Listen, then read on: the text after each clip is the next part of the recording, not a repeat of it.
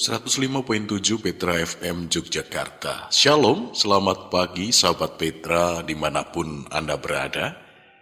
Saudara, renungan embun pagi saat ini Kamis 22 Januari 2026 bertemakan meski sedih tetap berdoa. Nah, sebelum kita mendengar bagian firman Tuhan ini, mari kita berdoa. Syukur kepadamu Tuhan Allah, karena cinta kasih-Mu memelihara kehidupan kami. Kami diberikan kekuatan, kesehatan sampai dengan waktu ini. Ya Tuhan, pada saat ini kami juga rindu Engkau menyapa kami melalui bagian firman Tuhan. Biarlah melalui firman-Mu menguatkan hati dan diri kami, sehingga sungguh firman-Mu ini menjadi pelita bagi setiap kegelapan yang kami temui, dan juga menjadi terang bagi jalan-jalan kami. Di dalam nama Tuhan Yesus Kristus kami berdoa dan bersyukur. Haleluya. Amin. Sahabat Petra, bacaan kita saat ini akan kita dengarkan dari 1 Samuel 1, ayat 1 sampai 20. 1 Samuel 1 ayat 1 sampai 20. Demikian. Ada seorang laki-laki dari Ramataim Yofim, dari pegunungan Efraim, namanya Elkana bin Yeroham, bin Elihu, bin Tohu, bin Yuf, seorang Efraim. Orang ini mempunyai dua istri, yang seorang bernama Hana dan yang lain bernama Penina. Penina mempunyai anak tetapi Hana tidak. Orang itu dari tahun ke tahun pergi meninggalkan kotanya untuk sujud menyembah dan mempersembahkan kurban kepada Tuhan semesta alam di Shilo. Di sana yang menjadi imam Tuhan ialah kedua anak Eli, Hofni dan Pinehas. Pada hari Elkana mempersembahkan kurban, diberikannya kepada Penina istrinya dan kepada semua anak-anaknya yang laki-laki dan perempuan, masing-masing sebagian. Meskipun ia mengasihi Hana, ia memberikan kepada Hana hanya satu bagian, sebab Tuhan telah menutup kandungannya. Tetapi madunya selalu menyakiti hatinya supaya ia gusar, karena Tuhan telah menutup kandungannya. Demikianlah terjadi dari tahun ke tahun. Setiap kali Hana pergi ke rumah Tuhan, Penina menyakiti hati Hana, sehingga ia menangis dan tidak mau makan. Lalu Elkana suaminya berkata kepadanya, "Hana, mengapa engkau menangis? Dan mengapa engkau tidak mau makan? Mengapa hatimu sedih? Bukankah aku lebih berharga bagimu daripada 10 anak laki-laki?" Pada suatu kali setelah mereka habis makan dan minum di Shilo, berdirilah Hana, sedang Imam Eli duduk di kursi dekat tiang pintu bait suci Tuhan. Dan dengan hati pedih ia berdoa kepada Tuhan sambil menangis terseduh-seduh. Kemudian bernasarlah ia, katanya, "Tuhan semesta alam, jika sungguh-sungguh engkau memperhatikan sengsara hamba-Mu ini, dan mengingat kepadaku, dan tidak melupakan hamba-Mu ini, tetapi memberikan kepada hamba-Mu ini seorang anak laki-laki, maka aku akan memberikan dia kepada Tuhan untuk seumur hidupnya, dan pisau cukur tidak akan menyentuh kepalanya." Ketika perempuan itu terus-menerus berdoa di hadapan Tuhan, maka Eli mengamati mulut perempuan itu. Dan karena Hana berkata-kata dalam hatinya, dan hanya bibirnya saja yang bergerak-gerak, tetapi suaranya tidak kedengeran, maka Eli menyangka perempuan itu mabuk. Lalu kata Eli kepadanya, "Berapa lama lagi engkau berlaku seperti orang mabuk? Lepaskanlah dirimu daripada mabukmu." Tetapi Hana menjawab, Bukan, tuanku. Aku seorang perempuan yang sangat bersusah hati. Anggur ataupun minuman yang memabukkan tidak kuminum, melainkan aku mencurahkan isi hatiku di hadapan Tuhan. Janganlah anggap hamba-Mu ini seorang perempuan dursila, sebab karena besarnya cemas dan sakit hati aku, berbicara demikian lama. Jawab Eli, pergilah dengan selamat, dan Allah Israel akan memberikan kepadamu apa yang engkau minta di hadapannya. Sudah itu, berkatalah perempuan itu, biarlah hamba-Mu ini mendapatkan belas kasihan daripadamu. Lalu keluarlah perempuan itu, ia mau makan dan mukanya tidak muram lagi. Keesokan harinya bangunlah mereka itu pagi-pagi lalu sujud menyembah di hadapan Tuhan. Kemudian pulanglah mereka ke rumahnya di Rama.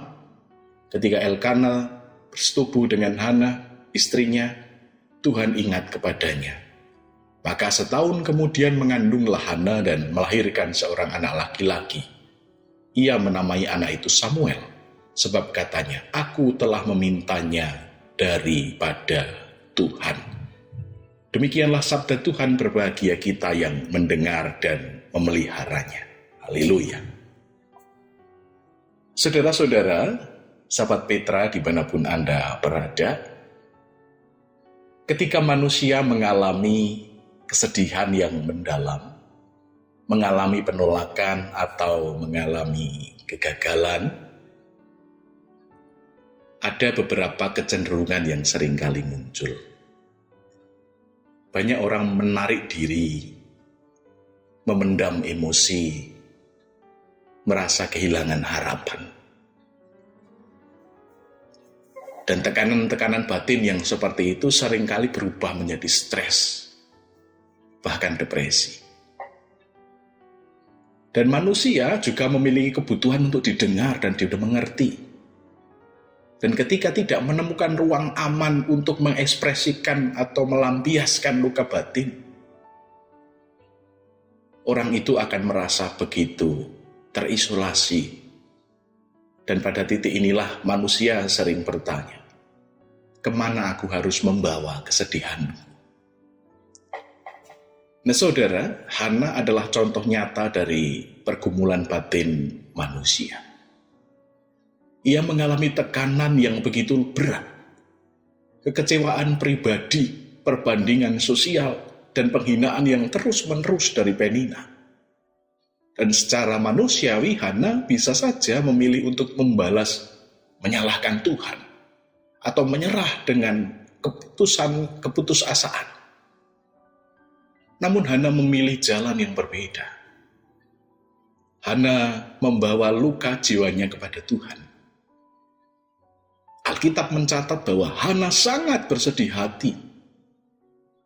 Tetapi Hana sekalipun sedang menangis, di ayat 10 dikatakan sambil berdoa, saudara. Hana melakukan ekspresi emosi yang sehat. Ia tidak memendam luka, tetapi mencurahkannya pribadi pada pribadi yang tepat. Dan doa menjadi ruang yang aman bagi Hana. Di sana ia didengar, meski awalnya disalahpahami oleh Eli. Tetapi Tuhan memahami bahasa air mata dan isi hati yang terpendam yang dirasakan oleh Hana. Hana tidak hanya berdoa meminta jawaban, tetapi juga menyerahkan rasa sakit hatinya kepada Tuhan. Dan akhirnya Tuhan memulihkan Hana. Tuhan menjawab doa Hana bukan hanya dengan memberi anak, tetapi juga dengan memulihkan jiwanya. Setelah berdoa, Hana tidak muram lagi di ayat yang ke-18. Ini menunjukkan bahwa doa tidak selalu langsung mengubah keadaan. Hana kan belum berubah keadaannya setelah berdoa. Tetapi mengubah kondisi batin, itulah yang dirasakan Hana. Doa mengubah kondisi batin, memulihkan batin. Doa memberi ketenangan, harapan, dan kekuatan untuk melanjutkan hidup. Dan secara iman doa membuka jalan bagi rencana Tuhan yang lebih besar. Saudara-saudara, kesedihan adalah bagian dari kemanusiaan. Tetapi keputusasaan bukanlah akhir dari cerita. Ketika manusia cenderung menyimpan luka sendiri, pasti akan berat. Dan sabda Tuhan mengingatkan bagi kita saat ini, Tuhan mengundang kita untuk membawa semuanya dalam doa. Saudara-saudara, maka pada saat ini yang bisa kita lakukan adalah akuilah kesedihan sebagai bagian dari proses hidup, bukan tanda kelemahan kita. Jangan memendam luka batin. Carilah ruang yang aman, terutama di hadapan Tuhan. Dan gunakanlah doa sebagai sarana pemulihan jiwa, bukan hanya permintaan jawaban. Serta percayalah, Tuhan memahami bahasa air mata kita. Meski sedih, tetaplah berdoa. Karena doa bukan hanya tentang mendapatkan apa yang kita minta, tetapi tentang menemukan kekuatan untuk bertahan dan berharap. Seperti Hana, ketika kita mencurahkan hati kepada Tuhan, Ia sanggup mengubah keadaan menjadi berkat.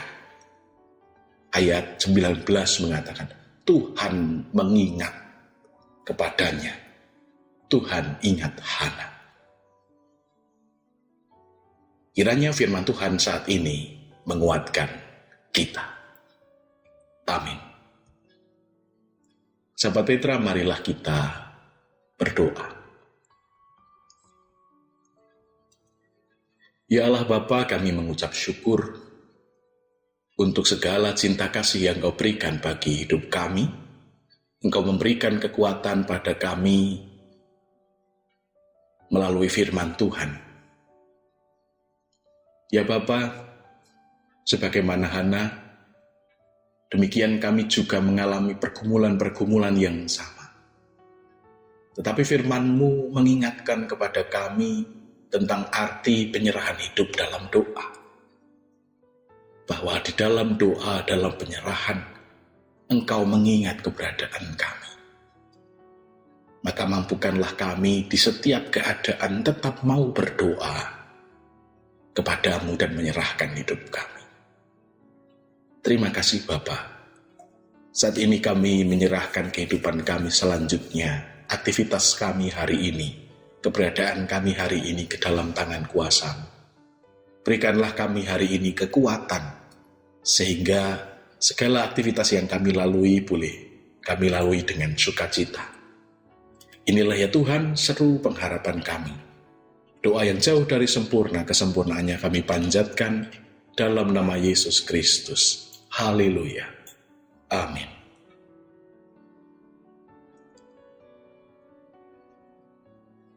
Sahabat Petra, demikianlah renungan embun pagi telah hadir dan menyapa di ruang dengar Anda saat ini. Saya, Pendeta Julius Setiawan dari GKJ Dayu, pamit undur diri dari ruang dengar Anda. Selamat pagi, salam sehat ceria, Tuhan memberkati.